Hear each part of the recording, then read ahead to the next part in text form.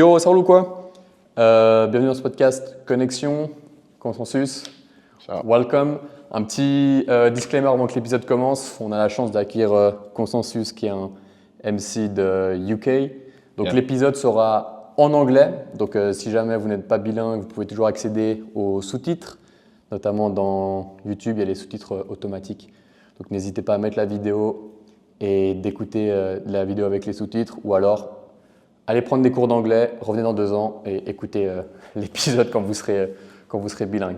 All right, so let's switch in English. Cool. Consensus, thanks for being here. Thank you for inviting me. Thank you. Yeah. It's a pleasure to have you. As I was saying, it's my first interview in English, so Yeah. maybe sometimes we will have difficulties understanding each other, but hopefully. Yeah, we'll get there. I'll try to be super simple and slow. Perfect then. I'll try.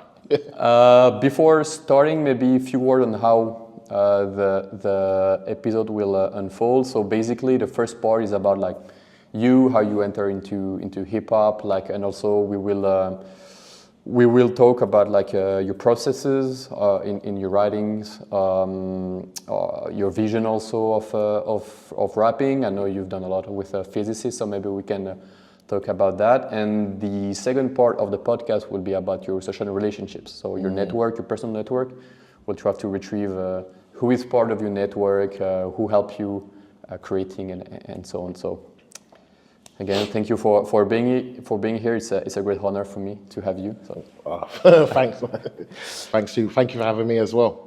It's my pleasure. So yeah, maybe we can start. So if you can like trace back as how you first entered into hip hop, your first. So I mean, it's probably 20 years now, giving away my age. But I started MCing when I was like 15. Okay. And I started basically, well, maybe 15. As we have in the UK grime music. Mm-hmm.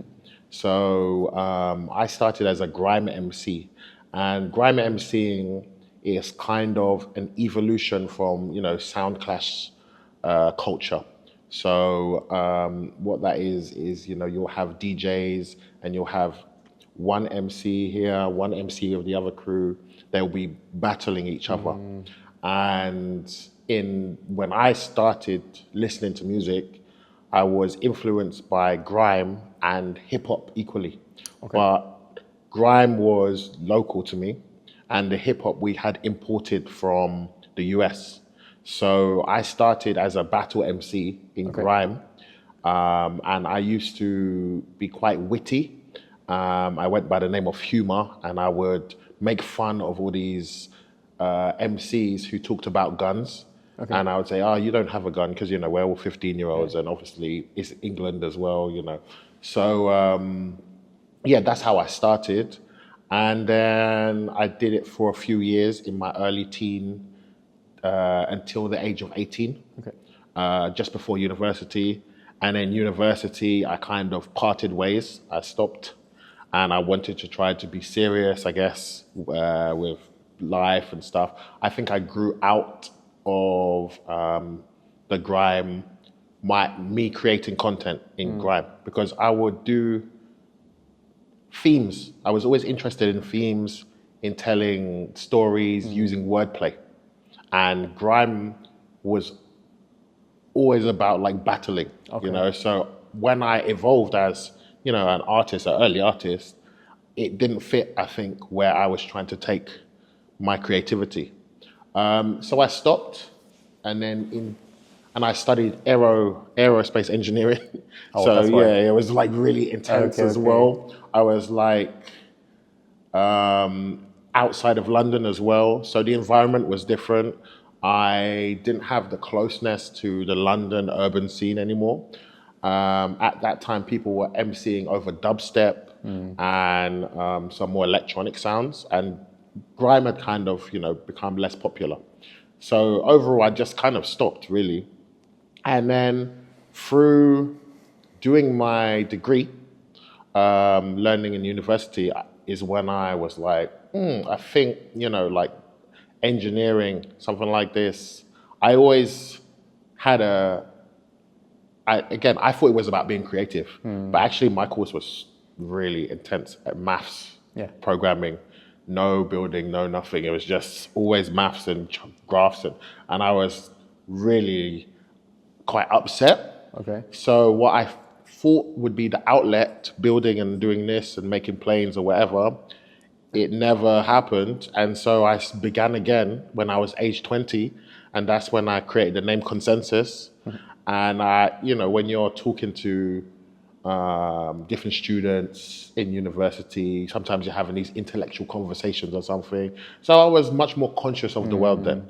I was more grown up. I was learning from the people that are studying philosophy, and what are you learning about? They're teaching me, and again, I feel like when you're 20s, you feel like, I can do anything. I want to learn. I want to contribute to the world, and so this is where this idea of like consensus came from. I used to go to these meetings, which were very activist focused. And they always used to do the vote by consensus. Okay. So we would sit in a circle and do these meetings. It was about sustainability, technology. And actually, one of the reasons why I started doing educational rap music was I went to a talk. It was like a presentation, a lecture. And they spoke about sustainable technology, sustainability, and all the stuff that you always hear now, carbon, this, that. And they said the issue was not technology. The issue was about social, the change in social behaviors that would make people want to do these things.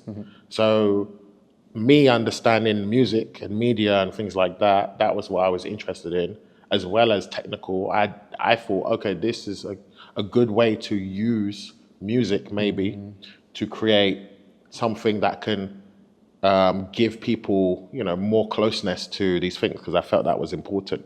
And that was kind of the birth of consensus. So yeah, like before, as I did the CERN stuff later, this was something that was in me, and this was like my drive, my passion. And then I finished university. I decided I don't want to be an engineer. Okay. And then no, because, it really, for me, was not what I expected. But I knew that the things I learned, I would never have learnt it on my own, I self-learn and read and all of that. But yeah, the knowledge was valuable. Like I learned about helicopters, about space, rockets, all these equations, about everything, building everything.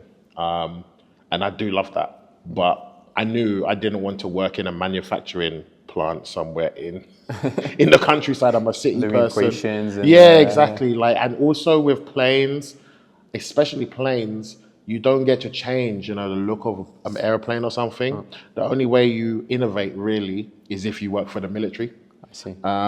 So I wasn't really interested in that. And similarly with the drones and things like that, this is just when that technology was starting to kind of become a bit more used and stuff like that.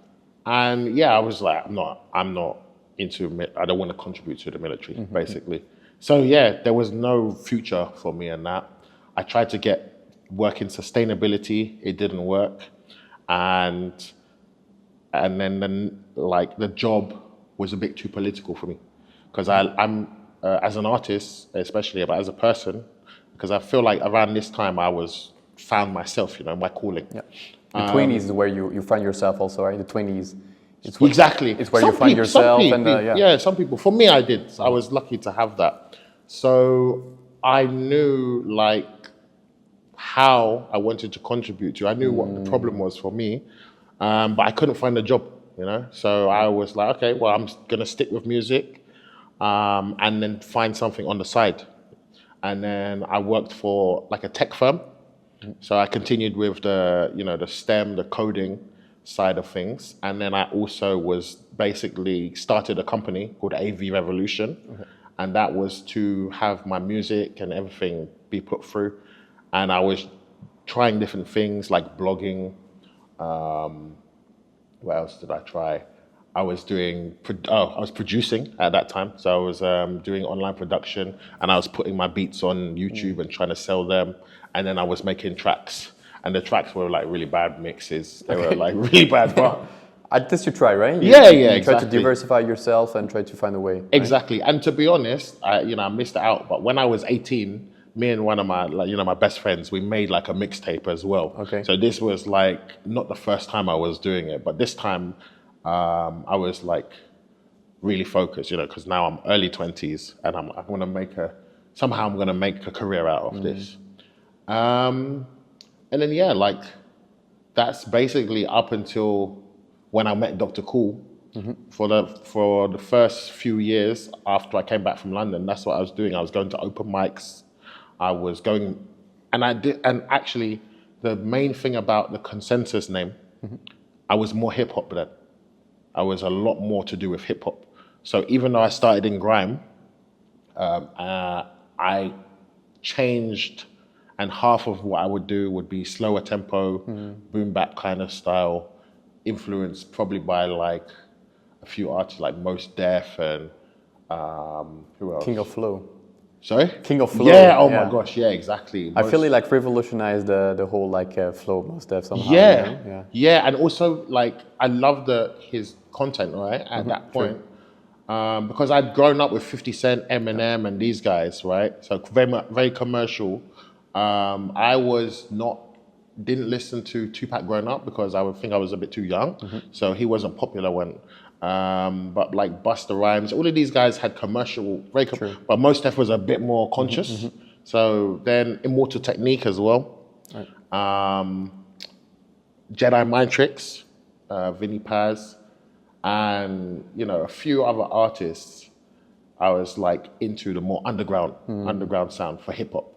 So that was the kind of music I was making. I was making this very conscious, underground, outspoken, boom bap style.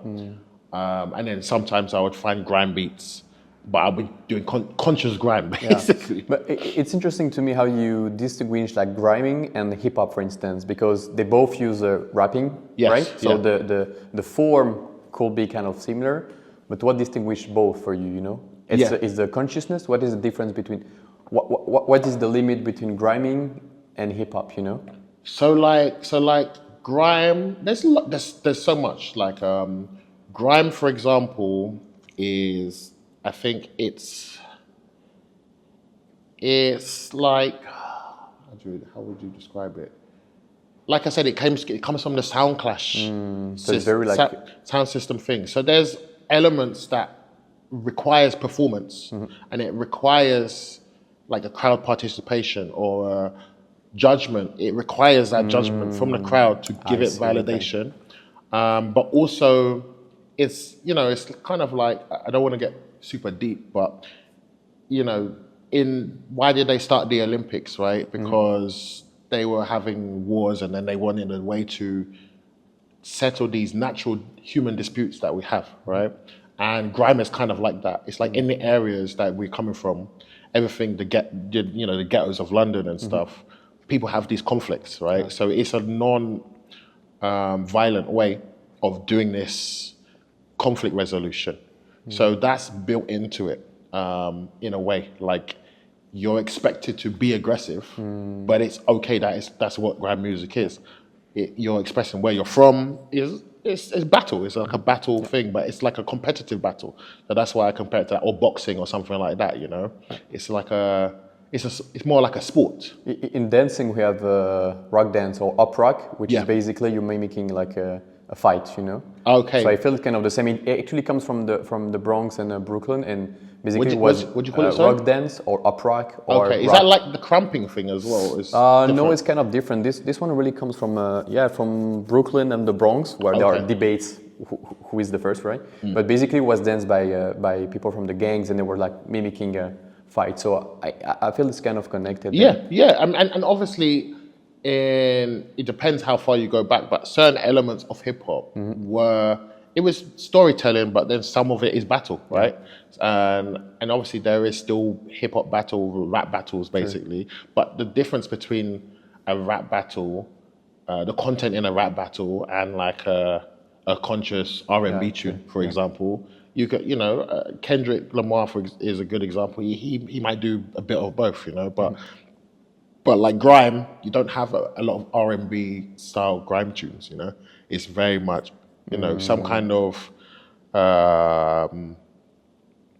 It's about getting through the hardship or the battling or the ego or just some aspects it will cover, and some aspects it's like it's not really grime.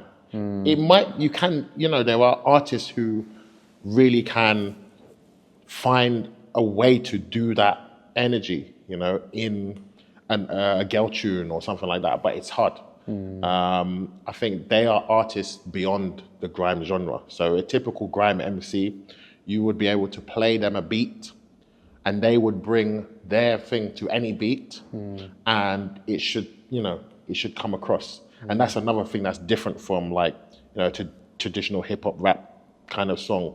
Like you won't expect a rapper, unless he can really freestyle, to just play a beat and he's going to rap to any tempo or whatever within the rap thing, because it may not be appropriate, the sound may not work, he may have written something which doesn't fit, so grime is a lot more, it's very usual, again, for a grime MC to come and repeat the same lyrics on many different tracks. Okay. And that's normal, and actually people like that. They want to hear the same lyrics on a different track sometimes, because when you get the right synergy, it's like, wow, this is amazing. So it's very different from like a typical kind of hip hop or rap style, It's funny that you kind of I don't know if you quit, but like you separated yourself from grime, and your name is Consensus, because I feel like in grime it's very being against, right? Yeah, somehow. yeah, exactly. And Consensus is bringing people together. So interesting. Yeah, I mean, look, I think even now, if I do grime stuff, most people will say my grime stuff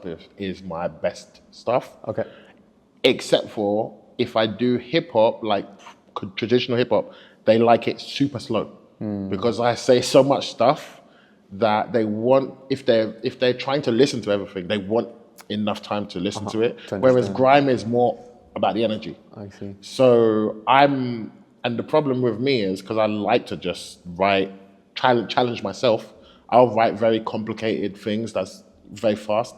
So like sometimes it's just for me, maybe the audience isn't gonna receive it well. But I can still write grime, but I have to change my mindset, currently I'm writing hip hop, and then once I finish I will go back to grime. But that's interesting what you're saying, that sometimes you rhyme for yourself somehow, like even though like the crowd don't understand, right? Yeah. But you know what you're doing, so How does this impact your way of writing?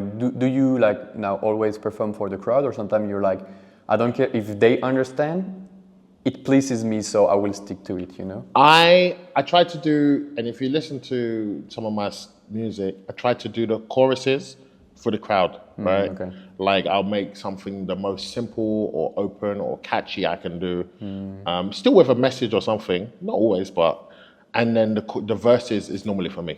Okay. And also because I've performed in foreign countries, my expectation for them to understand what I'm saying in the live setting, it's never been something that people are upset because they don't understand. Yeah, they're used to not understanding. Yeah, so anyway, it's like I know that there's a space and a time for me to just say what I want to say and be as authentic as possible. Because if I'm authentic, then I think that's what people have received. And as I've done more shows and shows in different countries, I think that's the thing that I focus on and build up. So the language is not so important as much as the authenticity. And then obviously, if I listen to something in French or German or I don't understand but I can hear some technical skills as well, and patterns and musicality. And I always put that in my lyrics, almost always. So that part they will see. I'm technical, I'm doing some stuff, even if they don't understand it. They will acknowledge that there is some... they can hear it. You hear it, you feel it in the performance. And then if they want, the lyrics are online often. True. So that's what I do, because I'm a lyrical artist. I put most of my lyrics online, and have done that for the last 15 or more years. Something interesting, like the cliche or stereotype I have from for engineers are people like in their cave somehow, like coding. Exactly. Yeah. But your name Consensus. Yeah. I mean, in Consensus, it involves human beings interacting with each other. Exactly. Yeah. So, yeah, to me, like your name is very interesting because it brings people within your name. So how do you relate to other people when you write or? So exactly. So the idea initially was to create narratives in music that included different people that you don't normally hear from. So most of my topics would always be maybe they would seem abstract or weird, but it would often be something that's not spoken about. Because the point is, there are all these topics that, a normal club tune, girls, money, weed, this, blah, blah, blah, drugs. We can do that. We can do that all day. That's most of hip hop. That's even conscious music. They don't touch on some topics, right? But those voices, those people do exist. So the idea was to make sure that more stories are told, and hopefully in a way that can be digested by someone else. So it's not for me to explain to you, oh, this is physics and that's it. It's for me to make it relatable to you, right? That's my objective when I do those kind of tracks. And I'll try to make that connection. The social change too, right? Yeah, exactly. So, and ultimately, like my philosophy, which is why I also tried to say I'm not like a political rapper, but I feel like the best decision is the one that is most informed. So if you have been given information, you'll make a better decision than if you weren't. And that is what I try to do. I'm trying to inform people, not to force them to make a decision, but to say, okay, like now when you have everything, I hope, you can make a better decision, or at least, something that you're aware of or you can be happy with. Like you don't have a normative rap, I would say, like you don't tell people you should do that, but you have informative, right? You try to give power with information. Exactly, and there's two parts of it. One is my personal, like I said, sometimes I'm just writing for myself. Yeah, I might be writing based on my social awareness, and I'm actually writing for a person who thinks like me. So I'm writing, sometimes it is for me to play back and go, yeah, that's crazy. How can they do this or that, But the other part would be something like information and to just give information. And I think people like the more personal one. Okay. But I've been working on trying to make the less personal one more well received. But yeah, I think, it's just more closer to me. If it's my own narrative and stuff like that, people would just, it's a bit more stronger, I think. So you do that through rap, but would that be something you will do even if you were not like gifted for emceeing? Like, what would be the other media you would use to try to? Yeah, so like I said, I worked in the tech space around the same time when I left. And I learned to do programming. I was taught by, we used to work in pairs, so in two people at a time, in my first year of university. And I've found, I'm good at this. It's funny because it's language as well, right? And it's language manipulation and making order of things. It's the same thing I do. Structures. Yeah, and it's quicker than like building. Like if you're creative and you want to build something, make something, say if you want to make this chair, I was also good at that. Like I made things in design technology. So like, I would know how to make this, for example. But you need materials, you need. So coding has been something that I've found it's useful for me to do a similar goal. And that's when I had my website, I developed, I was trying to develop services to help artists to help them promote themselves. I Nice. was trying to do analysis on the music industry to understand it. I worked for a digital advertising company, and I was doing data. So I was doing like all this music stuff, and then I was doing that at the same time. And yeah, it gave me a very unique look at the industry. And after I kind of stopped working for, because I went full time on music and my own personal projects. I was at a level where, I can make websites, I can make apps. It takes a lot of time, and really, the goal is not to me to just make it. Like collaborative efforts, I think, are much better. So if I could find a team of people to work with on stuff, it's much better. But it takes money and all of these things. So that is probably what I would do completely if I never did music again. But I always would do music. Like I already stopped once and then started again in uni, and it's not a question of will I do it, it's just how do I find the time or the resources to do it. Like most of the time I'm subsidizing it. If I want to do a personal project, like say if I want to talk about something that no one's allowed to talk about or something like that, it's going to be hard to get funding for that. I can't, so I have to be prepared to create that myself. So that's kind of how I think of it now. I'm always going to do, but the impact, I think, if I made an app that's amazing, would reach further. But apps require people.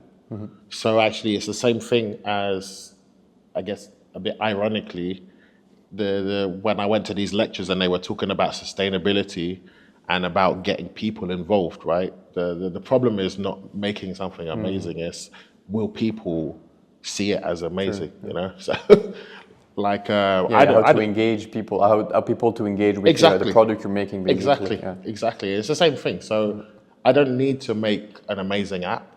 I just need to make sure that if one exists, or if I know the people to make it and the people that would want it, that they come together. It's not really about me doing it.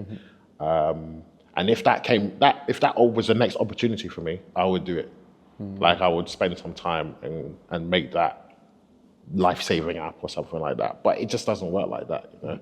It's life is a bit. Unfortunately, it's something interesting about coding and stuff, and because coding it's a language, but it's very structured, right? Yes. Depending on the language you're using, Python or whatever. Exactly. Yeah. And also the engineering is really about math and equations, so it's very structured. Do you feel that somehow influence your way of writing, like being very structured, or do you relate to your engineer aspect of your personality? So if I'm doing technical writing, because technical writing requires a certain approach, right?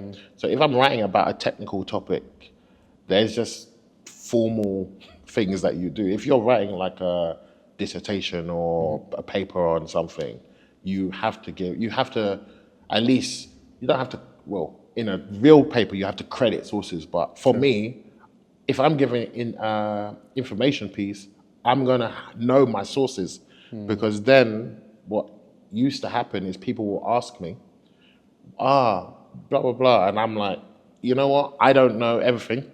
Here is the actual source. Or if someone says, you're lying, you said this about this. Hey, it's not me. I'm just giving the information. So that part is very similar, or those skills are useful.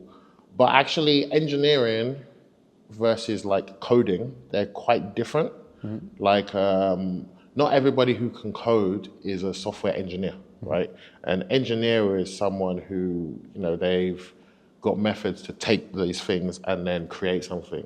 Whereas coding, you can just rope learn, just copy and paste. And this is what we see in AI. AI just copies it's not innovating. It's just copying existing models and putting them together and saying this should work. And the engineering thing is a bit more innovating and a bit closer to creativity. So yeah, it's more, for me, I'm leaning into creativity when I'm actually making my best stuff, I think, because it's less about using formulas and it's more about the art part of it, the creative side where you get the spark and then you try this method. Oh, this works for now, but maybe we have to do this. And that being able to use different models, that's more of an engineering thing, I think. So. Yesterday we had a talk here in La Map, right, with Monkey and other people about inspiration, and you said you were also like educating kids to write, right? Yeah, exactly. When I'm doing the workshops and stuff. Yeah. How important for you it is to like educate kids or to share your knowledge of rhyming, for instance? Yeah. So when I give, if I give science workshops, for example, the message for me again is I'm not trying to make everyone a scientist, right? It's not, my method of teaching is not like you do this and you'll become a scientist or you do this and you'll learn. It's to inspire you to create a relationship with that topic, because I think that's important. Like how much you do of that topic will be down to your interest and your ability to do it. So the method I'm using to inspire them is I'm saying, you already know stuff. Let's take what you know and let's make some links and give you some space to create something from what you know. So I'm trying to inspire them to think outside of the box, which is very different from the typical, especially how science is taught. Science up until even university level is like, this is the answer. You just need to do that. You don't really have space for what you think until you're discovering or researching, right?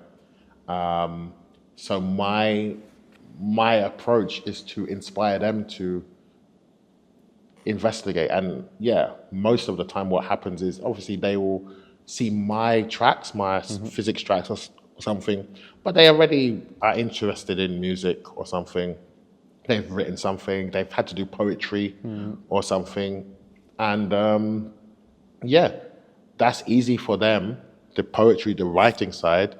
Then they just need to find something that they're interested in. Relate to, or... And that's up to them, right? So I'm only teaching them how to make the connection between these things that exist.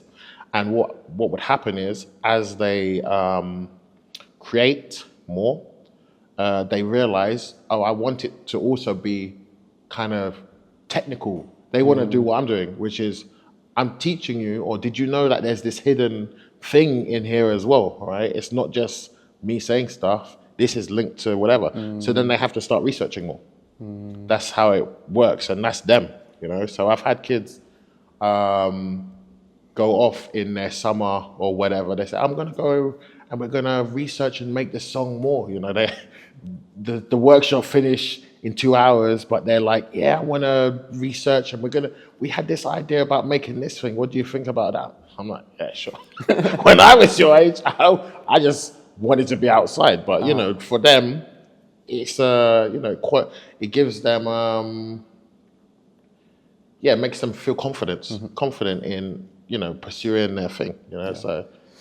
What I liked also, you said yesterday that sometimes you also need to trust the process, even though you don't have like direct creativity or imagination, maybe you just like throw some ideas. Exactly. And then it will come because you can trust your process, you trust your backgrounds, and everything will connect together. So that's why it's very interesting also, and Yeah, because, if you have to do a work, like a thing, the worst thing you can do is have nothing there. It's the worst thing. So the best thing you do is write down, even if it's wrong, you just have something to, okay, why this is wrong? Okay, this one maybe, but just as much.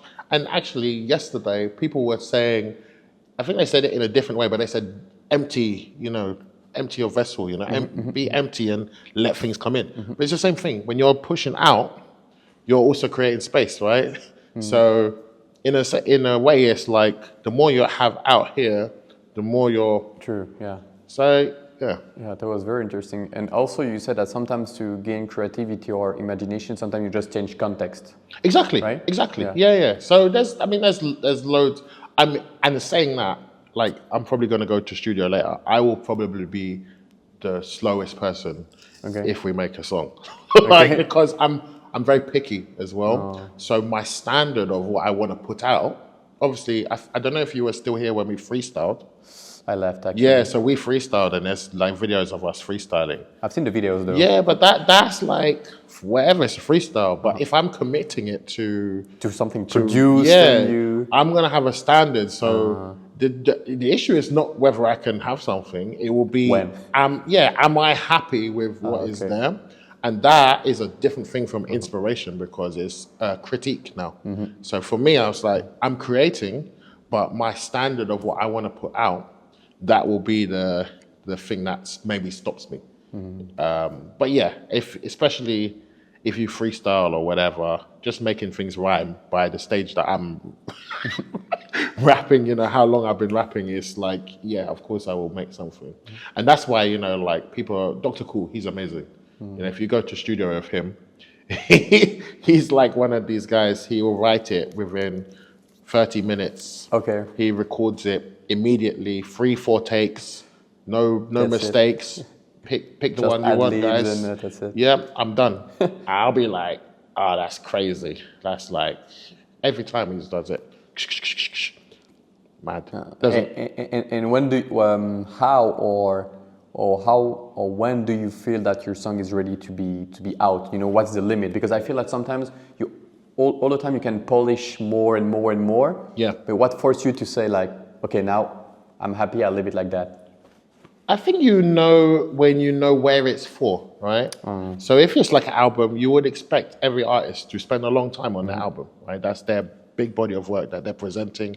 An album might also have a story for the whole thing, right? And therefore you have to have connections, not just in the track itself, but each track might need to connect.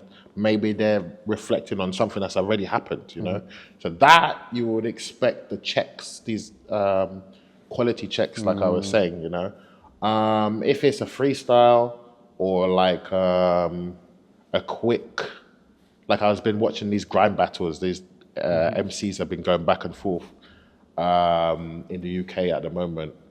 And one of them put out a mix, the track mix, it was like really bad. And everyone was like, that's really bad for this battle, so he could get insulted. But the reason why also they said it is because like his previous mix was done by like this really good engineer. So he went from good quality to poorer quality. Downgrading. But for example, they were putting it out, within 2 or 3 days. So that means they're writing, recording, making a video and putting it out. And we would not expect a chart-topping track in that period of time. If they do that, obviously they're likely to win, right? That's amazing.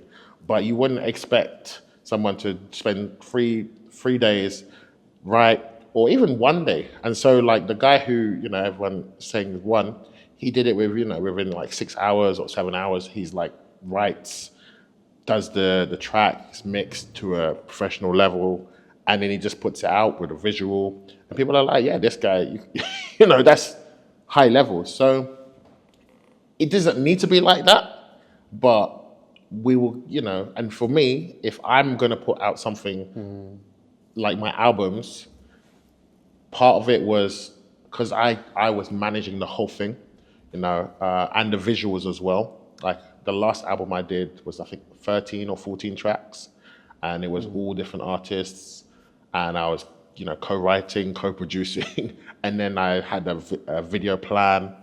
I did 2.5 years, and some of the tracks I'm like, I could have spent, but after 2.5 years of doing that, I was like, look, if I don't get it this time, I'll just make something else, And some of the tracks are really good and got played on BBC. Okay, nice. I got picked for like BBC Radio 6 mixtape, so it's like commercial validation. But some of them I'm like, this is terrible mix for, me. But I'm working with the engineer, telling him, yeah, no. And I just was like, nah, I'm done with some of it. No, but it's also interesting because maybe you have tracks that are like 2.5 years old, so also Exactly. you can observe Yeah, the exactly. progression within the same project, right? Sometimes when Exactly. it's too constrained on the time, you don't see like the progression also. Exactly. And problem is, I'm a very experimental artist, so I don't have a lot of things to look back and say I want to make it, because I'm always trying to do something new. Okay. So the issue is I'm learning all the time. Unless I do something I'm very used to, very simple, and just properly nail it, yeah, it ends up I'm learning. I'm playing. I'll be playing it to friends. I'll be playing it to people, and then they'll come back and say, "Oh, this, that," and they're not musical. Some of them, so their feedback will or won't be, and therefore I miss the really technical things that I could probably change. But overall, as well, you don't know which track is going to be well received. True. So, like, I had songs where I'm singing. I don't like my singing, but some people, when I do certain type of singing, they like it. Okay. And then there's a good example on my last album. I have 2 tracks. One is loads of, layers. It's really electronic. It's got auto tune. It's got multiple layers, harmonizing this and that. And it works quite well. And then there's one which is super simple. It was done with like a bass loop, drum loop, very sparse, very empty. And people like both of them. And the way I approached them was completely different. One was like, oh, this is so crazy. They both got singing in. Okay. I think, one singing is better than the other. But I don't know. Like, I'm just always learning. So people tell me, like art is not a hard science. It's like a social science somehow, Yeah. So you never know how people react to it. Exactly. And I think for me, I made space for my vocals in these tracks. And I think that's what people liked. I think that they liked that the catchy part. They could listen, they could hear what I was saying. And that they could appreciate this. That's what I would take away from that. So, and that's normally the case. If I have songs that people like, it's normally like there is a lot of clarity from me. So that now, in the next project I'm doing, is what I'm focusing on. Okay. But I still want the feeling, but I'm focusing on that. Whereas coming from this grime background, grime is very heavy on percussion. So it's 140 BPM, and it's a lot faster, and therefore if I'm and the drums like that, we're sometimes battling each other on the beat, and so people who are not used to listening to this music, they understand it. It's great if you're in a club, right? Yeah. Yeah. But if you want to get the message, exactly. It's hard, and that's something that's important for you too, right? You were saying that you try to bring people by the hand somehow to bring them to your message. So maybe having catchy sounds is a way to here is a catchy song for you to engage in the song. Yeah. And then now it's the content I want you to. Exactly. And a good example of this, I have a song called Antimatter, right? Where I did that CERN. And it's grime, it's like electric guitar, it's chaotic. I'm shouting, and people love it because it really encapsulates the grime energy, but also this explosion that I'm talking about in Antimatter. So this is a valid use of the music. It's like the topic I'm talking about is explosions and chaos, and I performed it at CERN, and the scientists themselves were jumping up and down, and we had them like reading they could see the lyrics, say, collide and blow up. Yeah, it was crazy. So that's when it works as well. So maybe we can talk about your collaboration with CERN scientists, exactly. Right? So can you talk a bit about that? Yeah, so it follows up from when I said I was working in tech. So this was like the most crazy period of my life. It was I think 2014. The company I was working for, the tech company, it was like a startup company. They went under, so no more money. So I was like unemployed, and I was like, just learning certain code, trying to do my own thing with the website, but no money, right? And Dr. Cool, who used to live in I think he used to live in Sussex or Brighton. That was it, Brighton. But he was studying in the UK, and he came to some open mic thing or something. I'd met him previously, and he was coming back to London, and he just randomly reached out to me and just said, "Yeah, I'm doing whatever. I'm coming over. Do you want to link up and whatever?" And I was like, "Sure." I'm not doing anything at all. But what's funny is he had said actually that was a period in his life when he was going out of his normal and doing this kind of thing, because we didn't know each other. So I just met him once before, and he's like, "Yeah, do you want to let's meet up and talk about business and everything." Were you in Worldwide Connect? Yeah, also? so I didn't know. That's what I'm saying. I didn't know about Worldwide Connect. Oh, okay. Until that point. So then he came to my house. And he was like, "Oh, I got Worldwide Connects." I was like, "Oh, I have this AV Revolution thing." It was similar, the trying to help the artists and connect. It was slightly different because mine was the blog, but he had the Worldwide Connects thing. So we spoke about that. Then he said, "Oh," because I showed him some of my tracks. I had done a track on the origins of money. And the fractional reserve system and all of this stuff. So it was a very like a technical, but it was a storytelling song. And then I'd done another song on carbon tax and stuff like this. And it was very unusual, right? And it was an underground, it is actually. underground hip hop song about sustainability, carbon tax, all of this that's stuff. common, right? Yeah. So he was like, "Hey man, I'm working with this teacher who's at CERN doing these art science collaboration thing.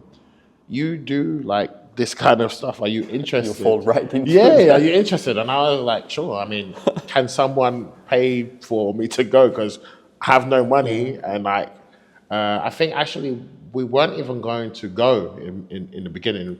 It was just going to be that he sent me the information. I was going to check it out because I didn't know anything about space like that. Okay. Like although you were in so my degree, it was focused on like the vehicles, right? Oh, okay. So and my third year I was doing helicopters. So I did a space unit, but I got to go in a helicopter and stuff like that. So I was more like on Earth, and also yes, it's very different. The universe compared to even just going to the moon is like so much bigger, right? So I was like, okay, I did physics, we had some technical, but the particle physics, the dark matter, that's new. That was new to me. And I looked on the website and I said, "Oh my God, I need more information because I don't know what I'm going to do with this." And then it happened that they could arrange me to come. And I was going to stay with Mike. And remember, this is someone I kind of only knew once, but he came to mind now. So I was like, well, and then... The beauty of hip hop also. Exactly. Yeah, exactly. And the musician thing and everything, so we went and I was only meant to do one track, right? So I was there in CERN with my notebook and we were getting shown around. We got given a tour and I was like, oh, this is a lot more than just one track of information. There's a lot of. I think it's gonna have to be a. It was like a 14-minute song, or a 20-minute song. Because it's, as I said, it's space, it's particles. It's huge, and there are so many ways to address it. Also. They have multiple experiments there. It's not just like one thing they're doing. There's so much stuff. Even on their website, it's in sections. So true. I looked at the website, and then we were getting shown all these places where they do these different experiments, and I was like, okay, cool. What's the timeline? How are we doing this? There was not really any funding for it, so it was just like a passion, my passion that drove it. And then I started writing it, and it took 2.5 years. In that period of time, I performed in CERN, inside I know we're in a big room now, but the acoustics in this massive hall where they've got the machine is like crazy. Absolutely terrible. So we had these speakers and we had me performing, and a lot of the people who were giving the tour as well, they're not even native English speakers, right? And I'm performing like maybe I think it was this antimatter song as well. That was the first one I completed. So I'm rapping grime to French speakers and some German speakers in this massive thing. No one could hear, but everyone was like, "Well done, good effort, man." You know, and I was like, "Yeah, there's something here." You know, at that time there wasn't a lot of art and science collaboration, but I was like, "Okay, there's something here," and so I was like, "Yep, I'll try a few more tracks," and yeah, we also I think had the opportunity because they open it. They open it sometimes for the public. So we've got to go into it and shoot a music video. And that's where that music video comes from. I came back. So I was going within 2.5 years, back and forth, and just getting more information. I was given a scientist to talk to, a British scientist, actually. I saw you done some podcasts, right? With Probably. doctors. I think I've seen that in your YouTube channel or something. Oh yeah, exactly. That was my next album. Oh, okay. Yeah. I'll try to speed this so you can understand how that happened. But yes, one of the guys who I spoke to, they're all doctors, they're PhD science communicators. They actually work at all of these things. Yeah, I'll speed it up. So No, you take your time. It just I thought it was at that time also. That yeah, no. This was where we are at now. Is 2017. So by 2017, I finished the album, and then. Yeah, it was like, okay, so remember, it was not funded, so it was a lot of favors or talking to people. Hey, I'm doing this really experimental thing. Are you interested in doing the collab? Sure, yeah, whatever, you know. And then we put together, I think I put my money to get the mix and master and everything. And it was done. And then I did an album launch in the UK and London, and I did one in CERN. And yeah, people were like, yeah, great. And then I got publicity from it because I think we did PR. I can't remember when, but that was it. There was some crazy, the story is crazy. When we do the connection, it's going to be crazy. So I was performing here in 2016, I think. And it wasn't to do with this. It was to do with another project I had. Okay. And it was at L'Écurie, and there was a guy walking past, a black guy. I heard he had British accent, and I thought he was part of the show, like. And I was like, hey man, cool, because you know, we're in Geneva. If I'm hearing an English accent and he's a black guy, I'm like, oh yeah, man. I thought I knew him, or you know, something, or he knew me. Anyway, it turns out he was just walking past. He didn't even come to that show. Then. I found out he went to my university, and he was actually in the same year as me. And actually, also when I was just explaining about the scientist I was talking to, he was at my university, just a much older, but like, so this guy, the black guy, he was a journalist. And when I was talking to him, I just said to him, hey, I've got a story here. You know that CERN thing? Do you want to cover that? And so he covered it.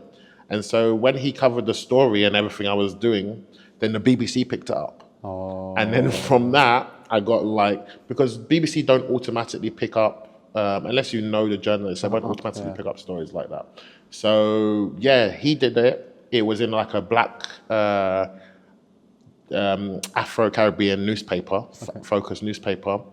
And then someone from the BBC reached out to CERN. CERN, because at that time we were finding it really difficult to convince CERN to let me just start rapping and stuff, right? Okay. And so CERN was like, oh, the BBC wants to talk to this guy who at that point they didn't promote like any of the stuff. So now they were interested. So I was like, oh, okay, 2.5 years later. Now BBC's involved. Yeah, so it was interest. So that's how the first, big publicities came. And then that was like the stamp of approval. And also around that time, this art science kind of thing was becoming more mainstream. Like it was less weird to hear an artist and scientist collaborate in such a way. So when I was explaining it to people, like, oh, like STEAM, they call it STEAM, STEM, which is science, technology, engineering, mathematics, and then A for art, so STEAM. Um, and yeah, I was like, yeah, that thing. And then so that year, and then so bear in mind, I was still working part time, In coding. your tech. Yeah, because the company that I worked for, they got bought. So when I was coming to CERN, I was writing this album, and then I was writing another project, actually, the project that I went to New York in 2016 and here and performed, which was an underground hip hop thing. And then I was writing this album, and then I was working like part time remotely. So I was like doing a lot. I was doing. I went from like being unemployed and doing nothing to writing Intense like schedule. yeah, writing 2 projects, Oh, wow. and then being working remotely, and obviously the CERN thing as well is like that's not just 2 projects, you know, it's big. So yeah, that was crazy. And then after that, I was like, okay, I need to chill for a bit. And in 2018, I decided, look, because I was contracting, I said, hey man, I can't even part time because there's sometimes I'm here or something. Yeah, you need to meet this person, go to CSAT, go to blah blah blah, and I'm like meant to be on the computer working for this company. Yeah, So it's so like even remotely, it's like I just need to be free. So I decided I'll put my rates up. If they pay me more, I'll pay someone to do some stuff. If not, I'll just and then I stopped 2018, and then we organized something in Canada. So I went to, well, not me, but the scientist. He had a massive symposium, is that what they call it, in Canada, in Toronto. And that was actually my second time going to Canada because I'd gone to Canada where I met Monkey. I'd gone there in 2016. So yeah, I like missed that out. There's like a whole parallel story, you know. I was like doing an EP, hip hop, New York. So I went to New York. I did boom bap in New York. nice. The same time when I'm doing Looks this like stuff. you were very diversified in your skills in rapping, right? So Yeah, I feel exactly. like, but it sounds like you're also kind of from what I've hearing of your personality. Also, you're interested in many things. Yes, exactly. So you try many things. You were saying like you always experiment something new, right? Exactly, yeah. So I felt like Yeah, so in fact, I've got one in the bag. I'll give it to you. But I got the contract CD, which was my first EP, and I did it with a guy called Fiber Optics from the UK, and he used to work a lot with these boom bap artists. So I'd met Monkey like that. So this was my second time. So 2018 now, my second time in Canada. We were working with the Toronto government doing this pilot scheme to see if we can use art to get kids interested in science. And they had a science center there, so we set this thing up, and it was huge because there was multiple schools from different areas that came, and they did an evaluation and everything, and then they created work based on that. So it was the second time because I've one story I missed, but when I did it in CERN, when I'd finally when I finally released the album, we also did a workshop, and it was with Austrian kids. Austrian. Yeah, so Austrian came to visit CERN, and we did it. Nice. So they're not native. Both times they're not native English speakers, but we did workshops where they created science, rap music in English actually, and sometimes in French or and performed it both of the times. And they both groups decided on their own to make music videos. You know, nothing to do with me. They were so inspired by the whole thing. Nice. They made the song with me, and then they went and made a music video. And so 2018, I did that in the beginning, and in late 2018, I think it was, I went to America. So I had met a physicist at CERN who was from America, and he was really interested. His name's Don Lincoln. He was very interested in what I did, and he helped me to create a tour of a few different places that were linked to CERN in America. So, and then I went to New York, and I went to Florida. I went to was it Baltimore? And then I went somewhere else, Chicago. And I toured universities. Yeah, was it university or public school or Universities. public institutions? What was There's that? a place called Fermilab Okay. which is like America's version of CERN. Okay. It's not as big, but like that's in Illinois. So and then next to it, Chicago, and they did a public thing. So I was there. I went on like local TV in Florida. Nice. I got shown around the Kennedy Space Center, and I met all the. It was crazy. I met all these scientists in all these different places that work or are connected to CERN, and I got to perform. And so they were public spaces. So, because I was a guest lecturer, sometimes I was doing lectures, but then also I'd perform. And then I was doing sometimes the lectures within. So for the students, or sometimes I was doing it for people from the public to come in. So it was a mixture, and then workshops as well.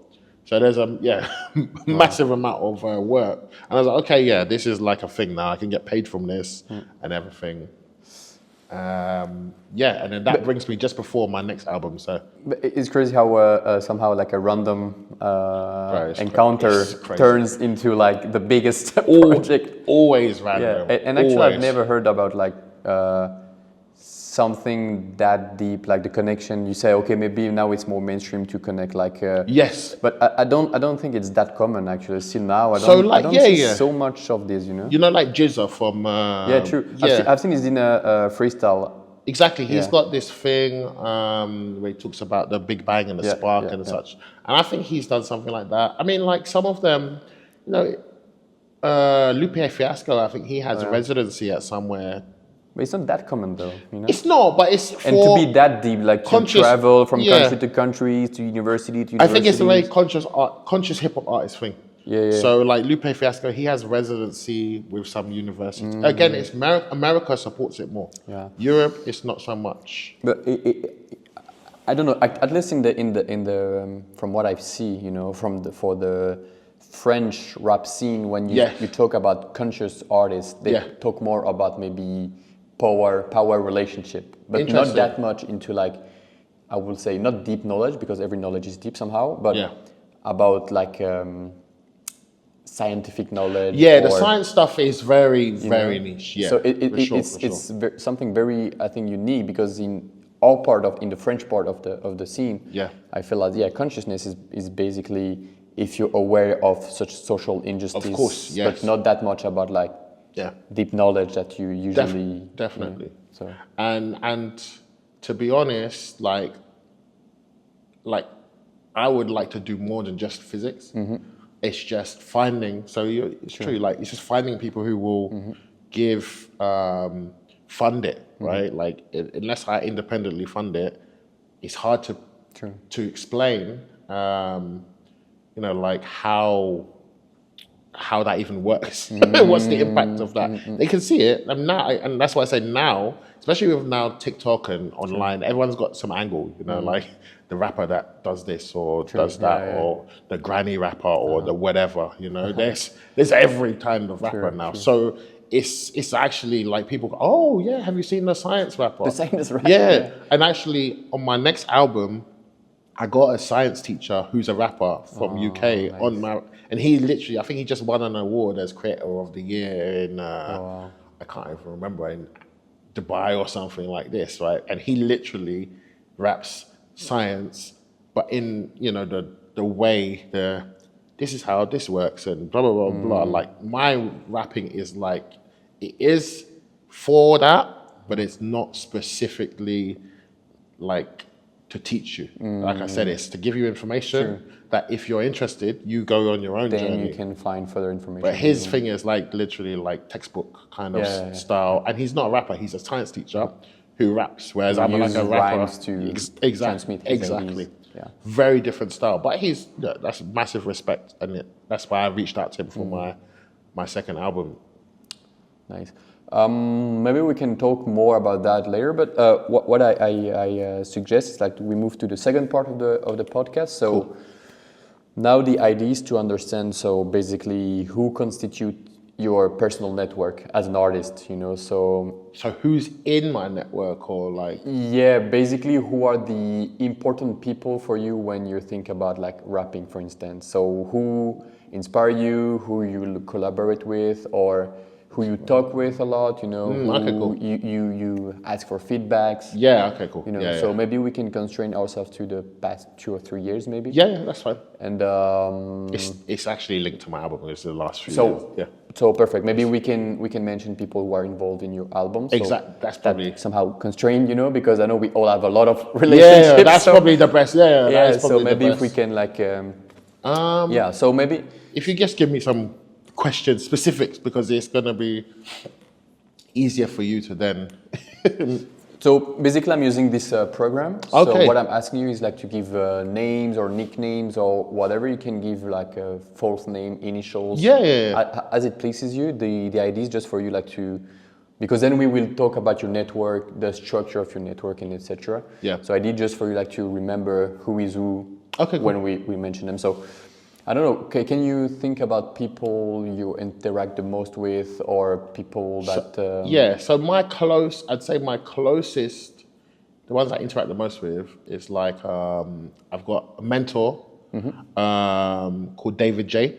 David J. How And- you roll spell it? David and then J. J. And then his actual thing is the pugilist. So P-U, I don't know. I'll send it to you. But it's, he was a rapper, right? Okay. Back when, you know, I can't remember. He's like more old school. But I met him he was hosting a night when I was working, and I would go to this open mic night, like I'd go to many, but he actually lives from where I used to live in my area. And a lot of these closer people are from my area, which is like Lewisham, I live somewhere else now, but, and he, because of his experience in the industry and stuff, like even now I'll call him up, ask him, For advice or feedback or you know, he's a really amazing rapper, and he went into poetry, and he does all these topical pieces.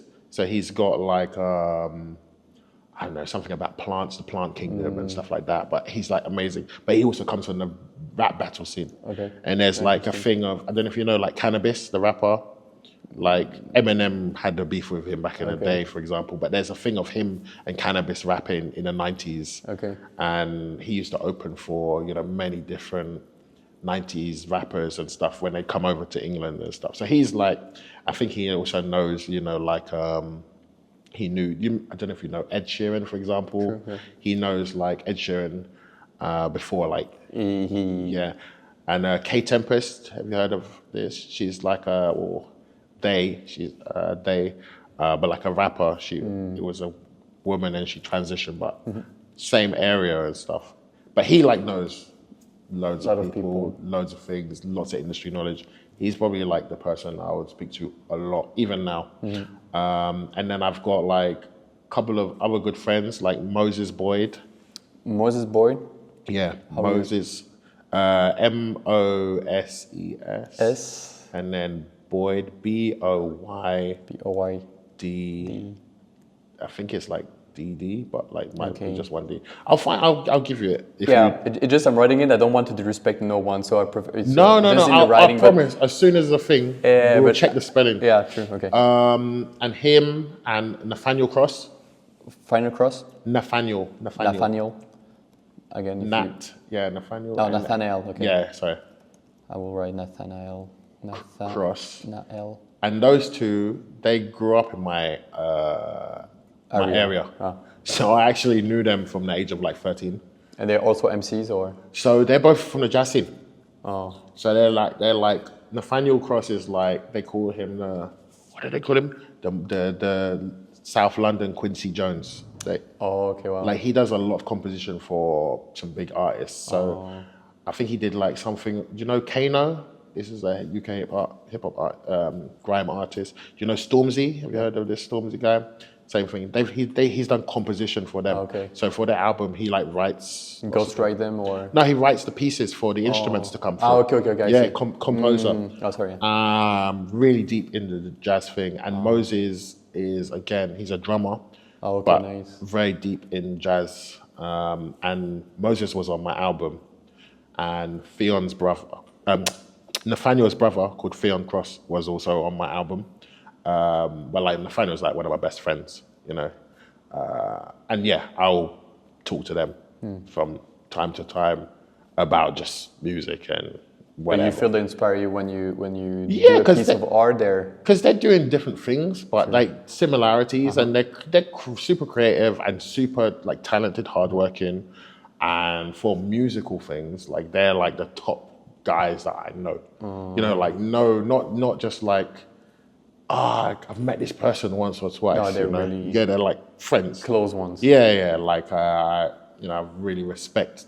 They, you know, they've really done amazing things. Like big BBC multiple times, Glastonbury, all of these things, man. Like the biggest that are things that you can do within their field. I feel like you know, won awards, multiple awards, and things like that. Dope. So those are like three really close guys. Then here, for example, Yeah. Dr. Cool. Okay. You know, like he again was the reason why I ended up Get doing all these science. I mean, the CERN exactly. collaboration. Yeah. Yeah, exactly. Like literally, without him, Dope. everything I've done here would not have happened. You know, like Mm-hmm. he's really the person. I will welcome Dr. Cool to the podcast too. Yeah. At some points, yeah, will be he sitting said, there also. He said he's like, I need to get my names because you know he knows so many people as Yeah, well. true. You know? Yeah, It's true. like ridiculous. So that's like the main people who you know like they're like friends like for me, like proper friends. And then like the scientist, for example, Yeah, that I true. worked Would with. you cite them? Yes, his name is Michael Hock. Michael Hock. Yeah, Dr. Michael Hock. I will put doctor in front. And without him, basically, yeah, I wouldn't have done any of this the CERN stuff. Michael Hock. How will you spell Hock? Hoch. CH. Okay. Yeah, it's like a German. Hoch. Oh. Yeah. And without him, I wouldn't have done CERN. You know, he's like a visionary like artist. So he took massive life-size photo of the CERN, and he's a physicist there, like, but also he does photography, and it's his residency basically that he created that allows artists like me to do the collaborations, and he's like won international awards for this kind of Photographies or not just photography, collaboration, like public engagement. So he's like really, you know, he sets up these installations in different countries all over the world and brings CERN to other places if you can't get there. Art, photographs, people like me, you know, other artists and stuff like that. So he's like, yeah. like a broker or somehow he. Yeah, but he's more like an art. He's like a curator, you know. He's like an artist, man. He like It just helps you to he's reach certain spheres yeah. that are not reachable otherwise. He's like really his heart is they share him and Michael, Dr. Cool, sorry, share I think the same kind of passion like me to connect to connect people from different places that need to be connected. So I would say like for that stuff, and yeah, it's because of him really that I met Don Lincoln, for example, allowed me to do, so if you put Don Lincoln. Lincoln.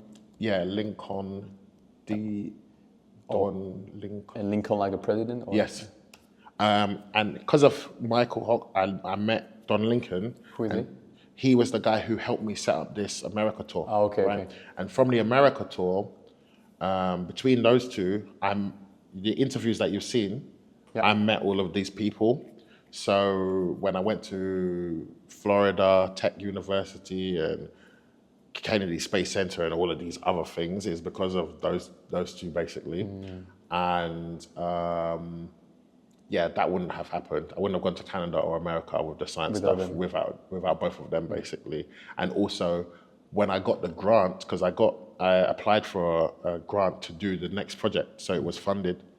It's both of them that signed it. Yeah, like, signed to say, yeah, you can. you should fund him. Yeah. They, he's a trustworthy person and stuff. Nice. So within that, there's that. I guess separately from that, it's a hard one because there are people that I know, but they're not anywhere near so close.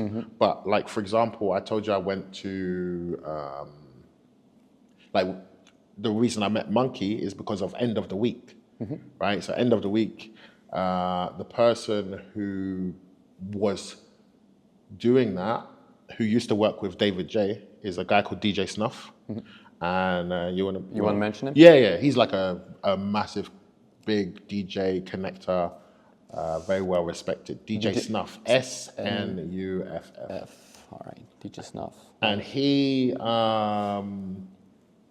it was through him, I would say, and probably like maybe one other person, but mainly through him that I was able to connect to the New York, where End of the Week started, like 20 years ago, the main New York guy.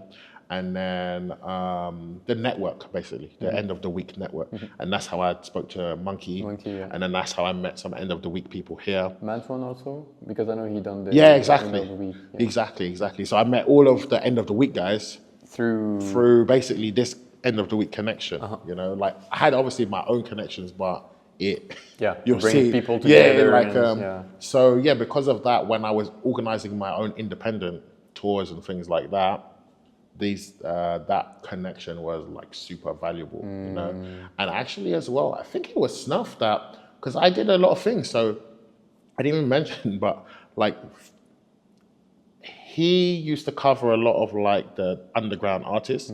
So I met like Obi Trice, for example. Like I opened for Obi Trice.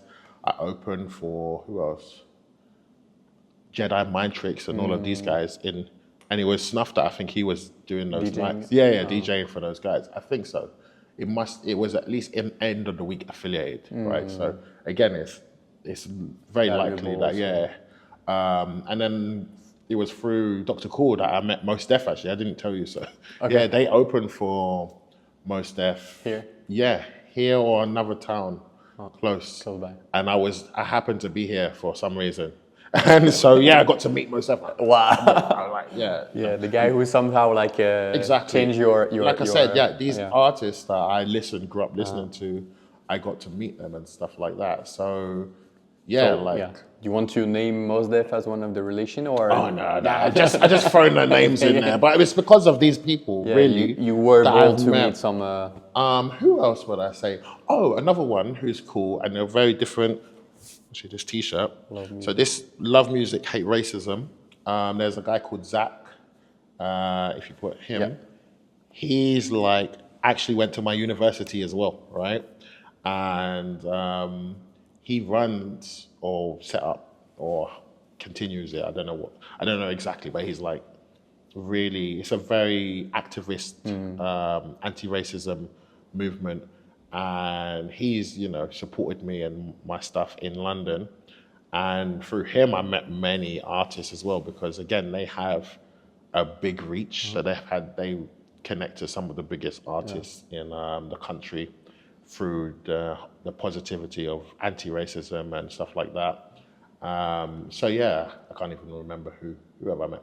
Lots of the grime artists, actually. I got to meet or rap with and stuff because of this thing. So he's an amazing person. That's like really, I think all of my people, their heart is really, in a very good place. I don't know. Maybe it will help if you give me questions because. No, I think we covered some interesting names. I mean, if we go back to your next project, for instance, or your next album, if you have certain producers or you said you invited this professor to rap. I don't know if you want to mention people related to that project. Yeah. So the project, I mean, we'll see how it materializes, but I basically this other person called Mikey from the Chip Shop. Mikey? Yeah, so if you put Mikey, he is like he really facilitates a lot of the UK London, especially hip hop scene for a lot of the acts that come over. So all the way from like who did they have recently? Bloody hell. He was the one who booked Jizza, for example. They had Conway the Machine recently. They had Benny the Butcher. They had Lloyd Banks. They had, I mean, there's just so many names I can't even think. But basically, a lot of the hip hop things that happen now get done through him, and I think it's through him that I opened for Elder Sensei back in the day, but he's another person who, because of him, I've met loads of people. So because it's his venue that is creating all these events and stuff. And the next project, well, one of the things I'm working on, I've got some beats from the producer that just did Conway the Machine's album, like his DJ producer called Kendricks. So I've got some beats that I'm working on, and I'm trying to see what we can do with that.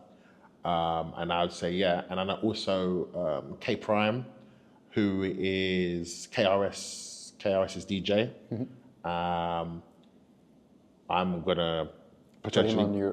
I'm gonna he produces as well, so he's gonna give me some beats, a beat, or something like that. You want to mention them in the network? Yeah. What's the name again? K Prime. K Prime, yeah, he's cool.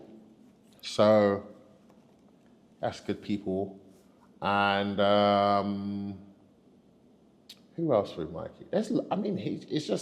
He's like a very, through him, loads of people,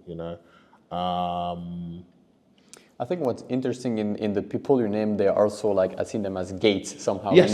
Yes. There are people who help 100%. you, or they allow you to connect with many other people also. So they're like kind of gates, I think it's kind of interesting. 100%. I would say as well, maybe Mass Law. So from DJ Snuff, I met Mass Law. You want to? Yeah, big him up, because he's end of the week now, right? He's the one who took over. Okay. And actually, I was in a battle with him in the end of the week. Okay. He beat me. Okay. He went to the final, and then he took over. But through him, actually, I met like Ocean Wisdom, for example, and people like that. So he has he's part of something called Rum Committee in Brighton, and also he's part of something called the New Guards in London, and he's also end of the week, and he knows Monkey, for example, very well. Monkey said, "Oh, this is one of my best people in the UK." Mass is like really good peoples. So that's another person through whom I have also met lots of people, and obviously got a lot of time for him. But yeah, that's another person who's super cool. And then there's I don't know. What else? I'm trying to think. Yeah. I don't know. From now we have David J, Moses Boyd, Nathaniel Cross, Dr. Cool, Dr. Michael Hoch, Don Lincoln, DJ Snuff, Zach, Mikey, K Prime, Maslow. Yeah. Do you see someone else that pop into your mind, or maybe we can be good like that? And, well, it's because I can't. It's like, what's the question? How? Basically, the idea is to try to understand your artistic network, but your main people, like the people who are the closest one for you when you are doing art, basically. As an MC, who are the people who constitute your network, basically? Yeah, I think those guys, because I think I do so many different things that and there used to be more, but some people stopped doing stuff. So because it's a recent thing, yeah, true. Like these are the people that actually continue to do stuff that are still active. But I know so many people through these people, for example. Yeah, of course. But maybe those are the key people. I will say. These people are super key people. And like, yeah, I mean, you could put like monkey, for example, but like, it depends. Like, if I went to Montreal, that would monkey, right? But So- because I haven't gone there, if I haven't gone there for the last few years, if I was in New York, there's people in New York, for example, like James Calhoun through if you just put James for James. end of the week, right? That's through Snuff, right? But if you put James, he's like a great person. Then there's another person called Chris. Is Chris Carr? Chris Cup? Chris Carr, Carr. Carr.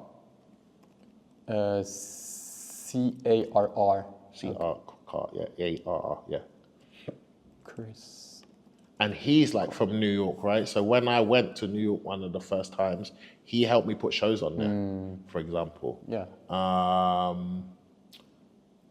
But he doesn't live there anymore. But like he connected me to a whole bunch of people. Like he is like, but again, these are like people not in in England. So like, because I'm in England currently, my brain is thinking of.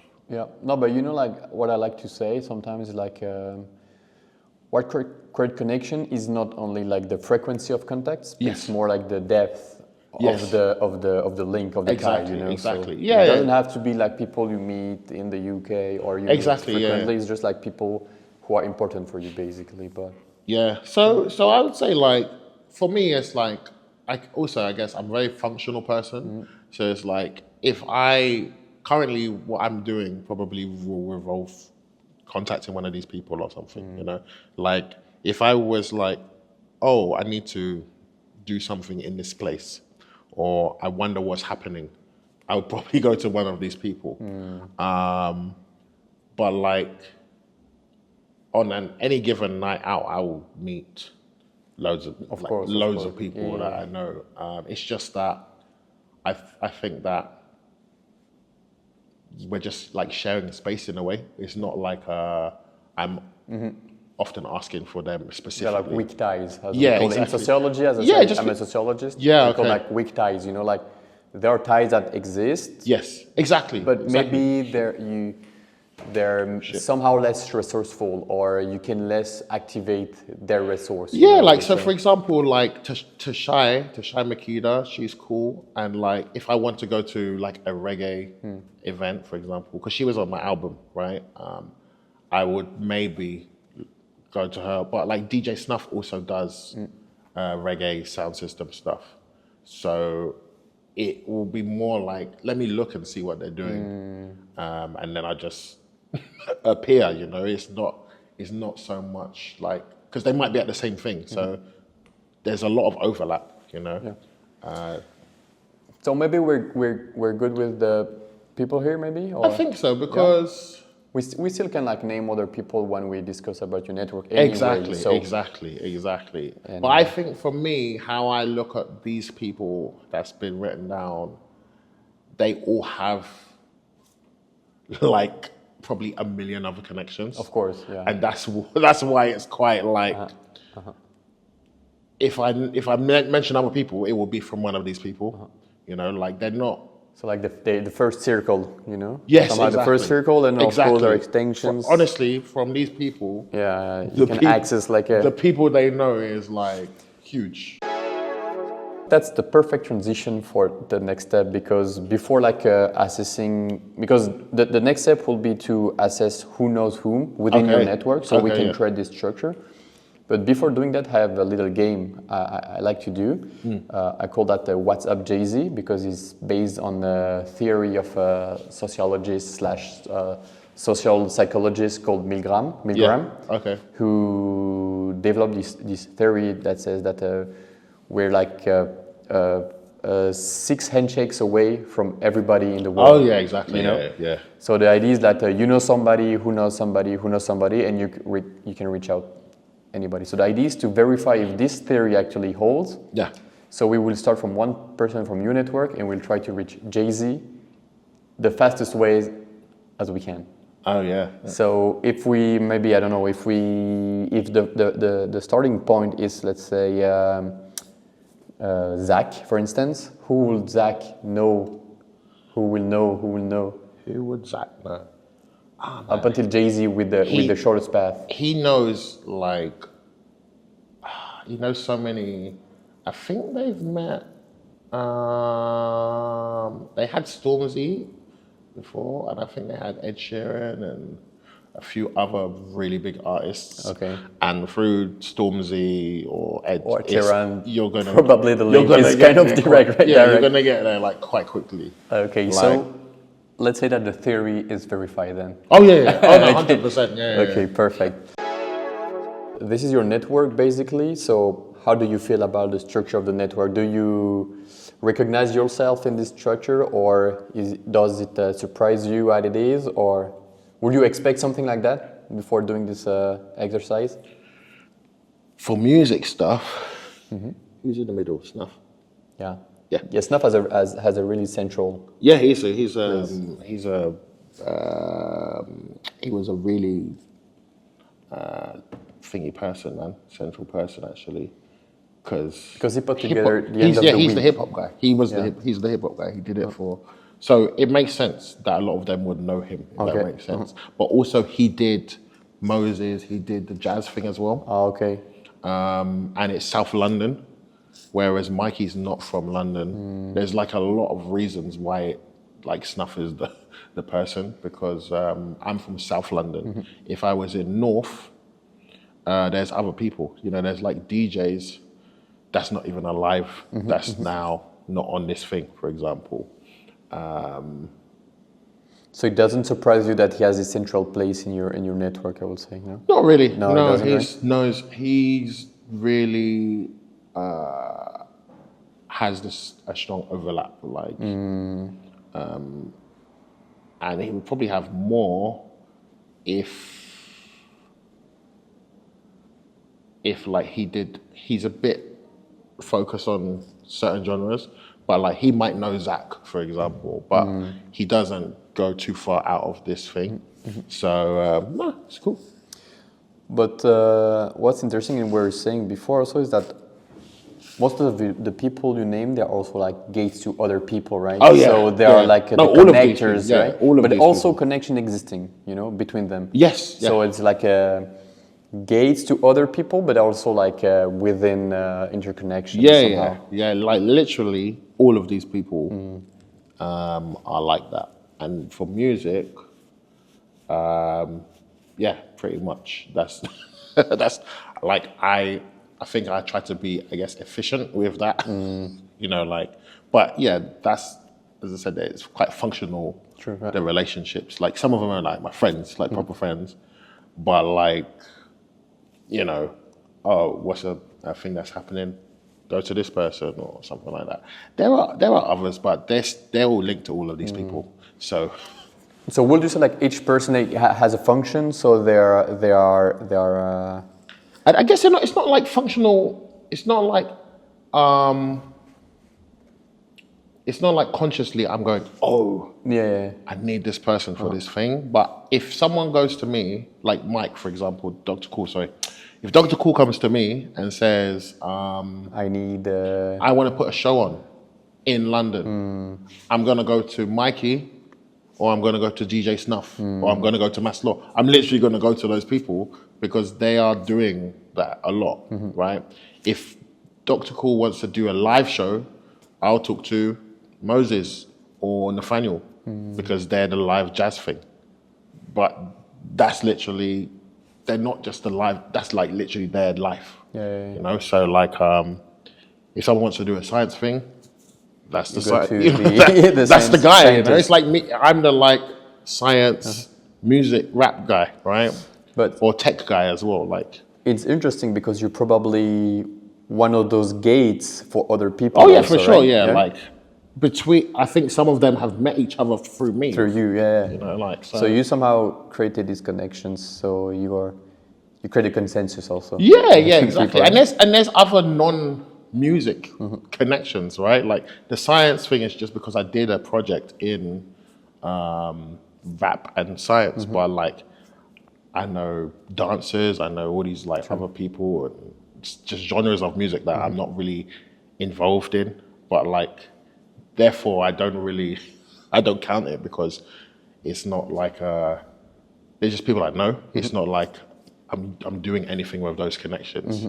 But if I needed to, if this was like our name all the pop artists, I'd be like, okay, I know one or two here, and they're connected to completely different people. Yeah, the idea was very to focus on your like rap Exactly. network, I would say, or this.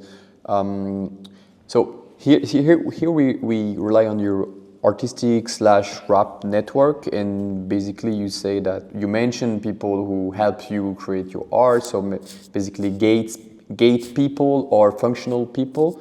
But if we were asking you to do a similar exercise but for other domain of your life, would you cite the same kind of people? Do you have in every domains? I've got like, would you say the same kind of people? Sorry. Yeah, like so basically those are key people who have like, I will say, simply put it together, like they are special skills, right? Yes. So you reach out to certain people with special skills. But let's say if we go outside this artistic network, I don't know, maybe if you're looking for a job or in the tech sphere, do you have it would be not like none of these. No, of course. But will the structure of the network be kind of similar? Like key people, but also connection between people. Would that be more like isolated and Oh, it'll be way more isolated. Okay. I think. But would it? Because no, it will be the same. It will be the same. It will probably be like there'll be one or two central people that because of them I've met these other people. Yeah. Because if it's like coding stuff, it's like I used to work with my old boss, and then he has a whole bunch of people who, and went through him. My old when his company got bought. Then I met those people. So he's still the person. And because I I think with these people, basically, the truth is I'm still in contact with these people for a long period of time. So actually, I just maintain their network, if that makes sense, because I'm in contact with them, that network would just grow. So like, it's the same. Like they will probably meet the same people I meet them. Like how Monkey and Dr. Cool met each other, right? They met each other separate from me. But because I'm still in contact with both of them, then there is the connection the connection somehow like closes. Exactly.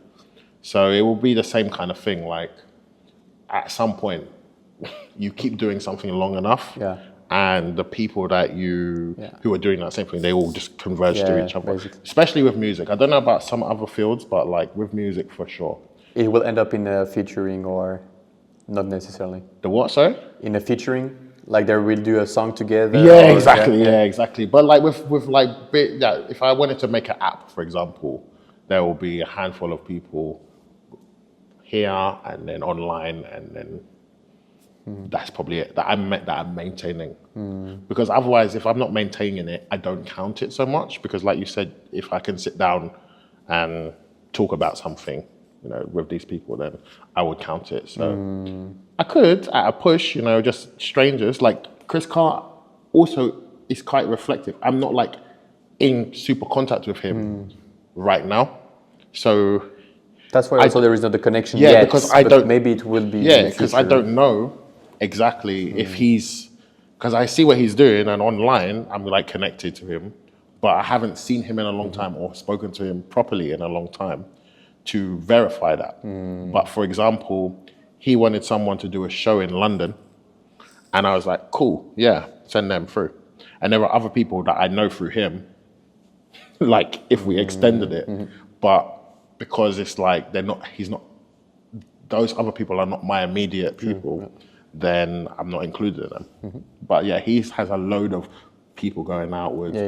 Obviously, Dr. Cool here has a load of people. Of course. All of these people probably, some of them probably have dozens, tens, maybe hundreds of people I've met through them. So, like, it's, Monkey has like 20,000 followers, Don Lincoln is like a famous person. He's got like 100,000 followers on It's funny in sociological theory we call them brokerer because they're people who actually are bridges between other networks. Yeah, also. exactly.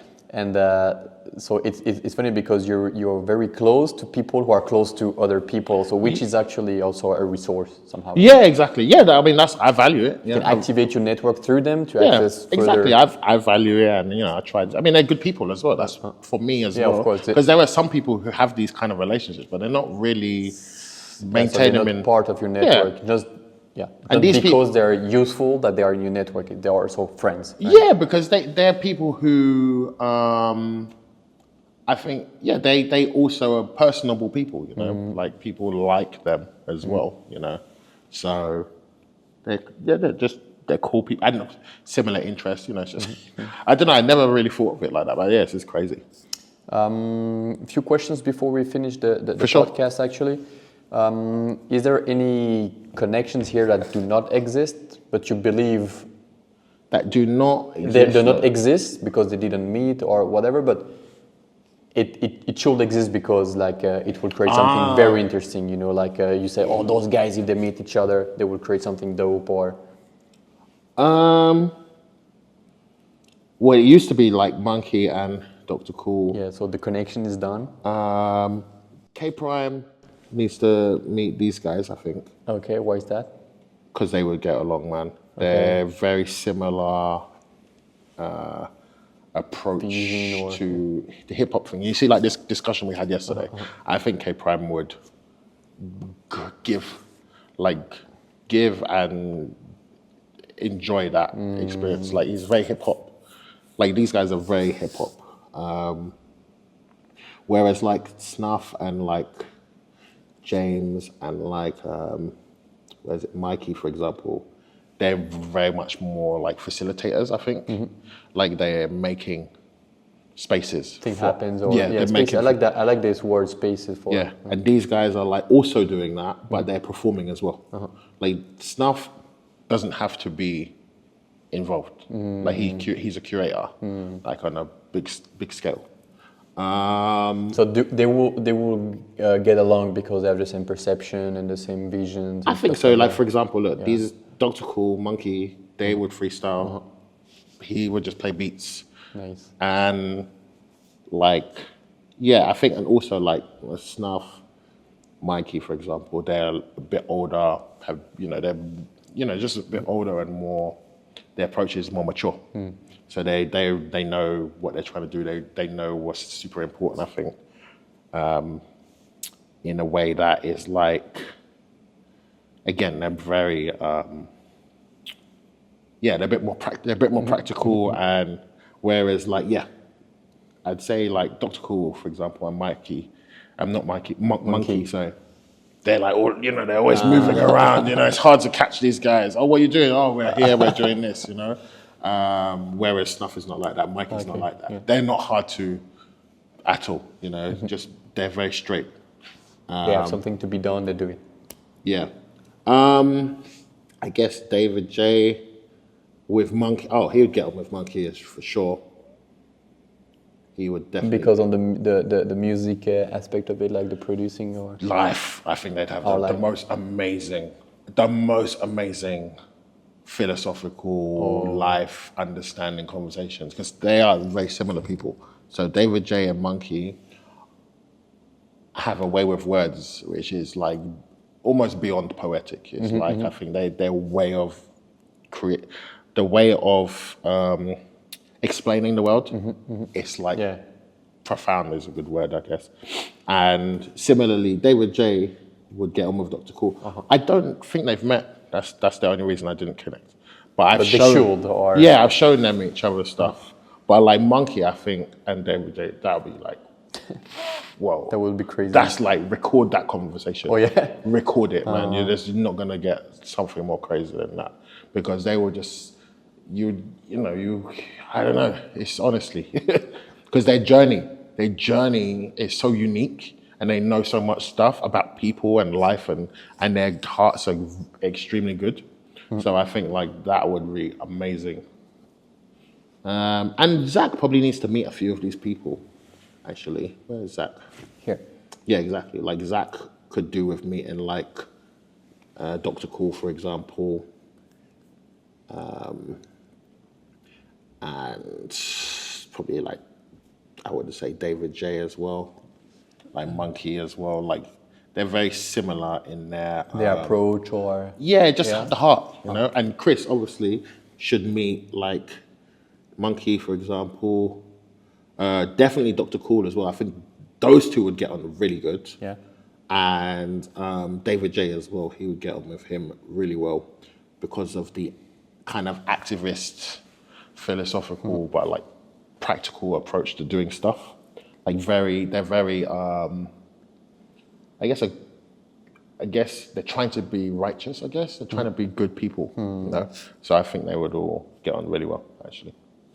Crazy. So now the network is closing a little bit, you know? Yeah, People are getting closer to each other. Extremely similar thing to the people. You know, Nathaniel could definitely, I think I'd put him meeting some people. Yeah, like, did I say Dr. Cool? Nathaniel and Dr. Cool should be. I've been trying to make that happen, actually. Yeah. So. Nice.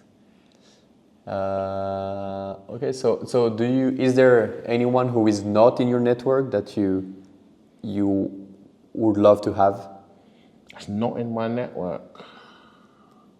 But like in the world or something? Yeah, there was somebody that inspires you or you want to collaborate with, or some people you want to sit and talk with, I don't know. Or maybe you're really happy with your network, you know? No, it's not that. It's not I don't want to. It's just that, like, I think I value genuine connection. So I can't know, if I don't know the person, I can't know that I want to have them. Nice, I like that. But if I meet them, I will make the effort to stay in contact with them, right? And then that's up to whether it works or not. So, like, I just don't. You don't want to force a connection. Not all of these are just, they are just the connection they are. And I maintain them the best I can for the connection they are. And that's what I value about what I even do and everything. It's just got to be real. So I don't know. I don't know.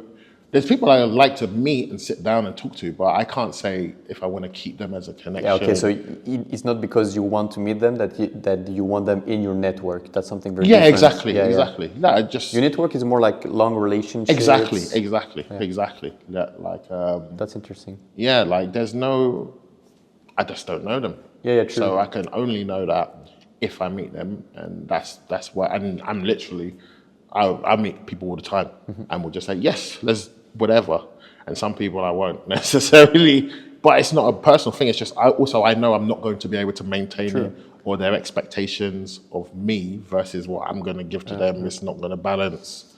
I'm super busy. Yeah, relationships there need to be entertained also, no, maintained. Exactly. It's time consuming. Exactly, like time is not with infinite. All of these, like, you know, Snuff and Mikey and stuff. I will make the effort to come to their things, you know, like from time to time I will come, and that for me is maintaining it, you know. Otherwise, you know, just don't go there.